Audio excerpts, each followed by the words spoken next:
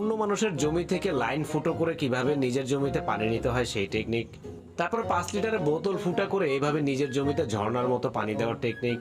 তারপর দেখেন জমিতে জায়গা মতো সার প্রয়োগের জন্য বোতল বিজ্ঞানীর নতুন এই বোতল টেকনিক। এরপরে দেখেন একটা লম্বা বাঁশ কেটে ছোট ছোট করে সেখানে মাটি দিয়ে সেখানে গাছ লাগানোর নতুন টেকনিক। এরপরে দেখেন তার নিজের পকেটও কিন্তু রেহাই পায় না, সেখানেও কিন্তু সে মাঝে মধ্যে গাছ লাগায়। এমনি এমনি তো আর তার নাম মদন টাক রাখা হয়নি।